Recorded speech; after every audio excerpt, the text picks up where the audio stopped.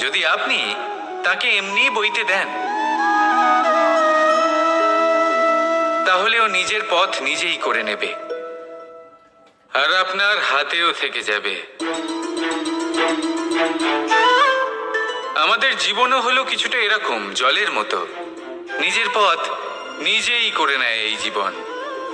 প্রত্যেক সমস্যার সমাধান নিজেই করে নেয় এই জীবন। তাই জীবনে যখন কোনো পরিস্থিতি আমাদের প্রতিকূল হয়ে থাকে, কিছুই হয়তো আমরা বুঝতে পারছি না, কিছুই যখন বসে থাকে না, তখন আমরা হতাশ হয়ে পড়ি, নিরাশ হয়ে পড়ি, আর এটাই করা উচিত নয়। শান্ত মনে দেখতে হবে যে এই জীবনে আসলে কি ঘটে চলেছে। কষ্ট সবাই ভোগ করেন, কষ্ট পেলে কেউ রেগে যান, রেগে গিয়ে পরাক্রম দেখান। এটাই তো করা উচিত নয়। শান্ত মনে সেটাই